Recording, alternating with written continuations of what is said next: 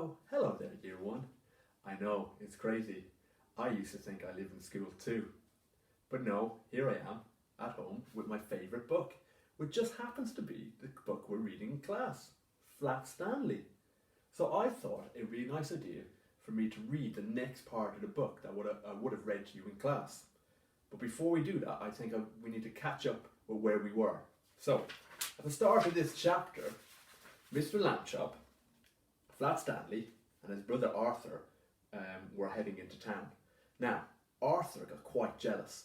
I wonder if you can tell your parents 2 reasons why Arthur got jealous of his brother Flat Stanley. Pause it there for a second and tell your parents.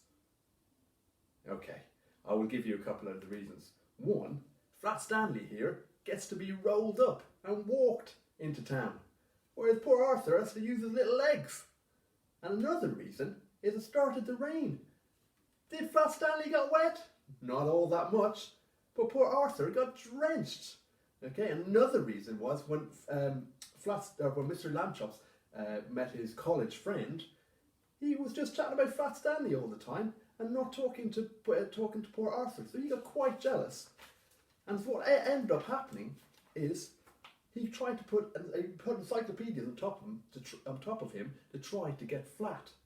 Okay, so that's where we left it, with Mr. and Mrs. Lambchop saying, Arthur can't help being jealous. Be nice to him. You're his big brother after all. So what I'm going to do, guys, I'm going to read the next part of the story, and I'm going to stop every so often, and I'm going to ask you a couple of questions. Okay? Right. Stanley and Arthur were in the park. The day was sunny, but windy too, and many older boys were flying beautiful, enormous kites with long tails made in all the colours of the rainbow. Arthur sighed. Someday, he said, I will have a big kite, and I will win a kite flying contest and be famous like everyone else. Nobody knows who I am these days. Stanley remembered what his parents had said. He went to a boy whose kite was broken and borrowed a large spool of string. You can fly me, Arthur, he said. Come on. So here's a couple of questions already. The word nobody here is in italics, so it's all like it's bent over a little bit. And it says nobody knows who I am these days. I wonder why the author chose to put nobody in italics. Maybe that's something you can have a chat with your parents about. And I'm just wondering, is there any clues here to tell us what time of the year you think this is? Is it autumn? Is it summer? Is it spring? Is it winter? Have a chat with your parents and see what you think. Okay, and I'll continue. He attached the string to himself and gave Arthur the spool to fold. He ran lightly across the grass, sideways to get up speed, and then he turned to meet the breeze. Up, up, up, up went Stanley, being a kite.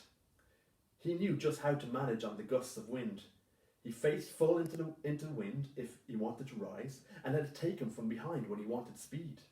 He had only to turn his thin edge to the wind carefully, a little at a time, so that it did not hold him, and then he would slip gracefully down towards the earth again. Arthur let out all the string, and Stanley soared high above the trees, a beautiful sight in his pale sweater and bright brown trousers against the pale blue sky. Everyone in the park stood still to watch. Stanley swooped right and then left in long mat swoops. He held his arms by his sides and zoomed at the ground like a rocket and curved up again towards the sun. He side-slipped and circled and made figure of eights and crosses and a star. Nobody has ever flown the way Stanley Lambchop flew that day. Probably no one ever will again. Right, another couple of questions for you.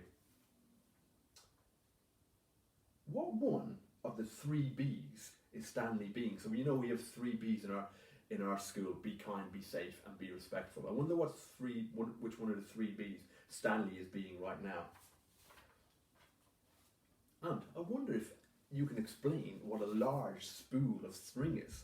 That's quite old language that you probably don't hear all that much anymore. But I wonder if you could find out, or maybe get your parents to explain to you what a large spool of string is. Another question you could have a discussion about is, what advantage did Arthur have over all the other kite flyers in the park? So have a think. It doesn't say exactly, but think about the clues that you've been given to tell you what advantage did Arthur have over all the other kite flyers in the park. And another question, why did everyone in the park stand and watch? Again, it doesn't say, but there are clues there for you to answer that question.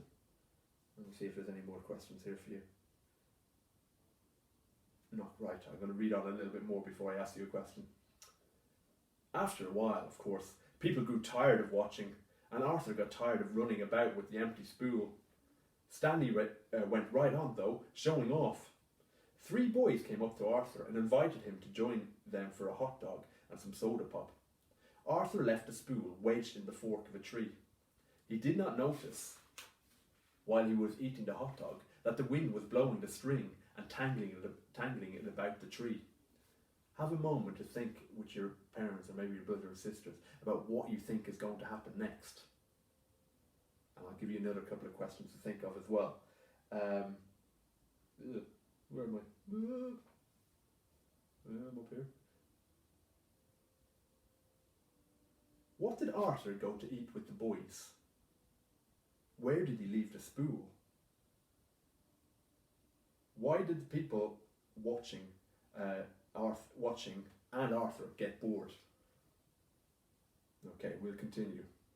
The string got shorter and shorter, but Stanley did not realise how low he was until leaves brushed his feet, and then it was too late. He got stuck in the branches. 15 minutes passed before Arthur and the other boys heard his cries and climbed up to set him free. Stanley would not speak to his brother that evening, and at bedtime, even though Arthur had apologised, he was still cross.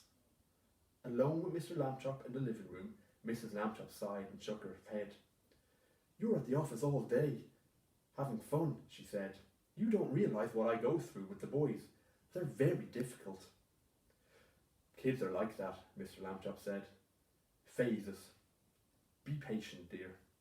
Another couple of questions before I say goodnight. How long was Stanley stuck up in the tree? Why did Stanley not speak to his brother that evening? How did Stanley end up getting stuck in the tree? What does Mrs. Lambchop mean when she says the boys are difficult? Okay, and your challenge is, I want you to write about what you think Flat Stanley and Arthur did the next day. Okay, so after the kite incident, then wake up the next day. What do you think happens? Do they make up, or do they stay cross? Write about the whole day. Okay, from the moment they wake up till they go to bed at night. Think about what you know about Flat Stanley and what you know about Arthur, to make a prediction of what you think will happen next, so that it makes sense within the story. Okay, it's been lovely reading with you, Year 1. I hope you have a lovely evening tonight, and we'll talk to you again tomorrow.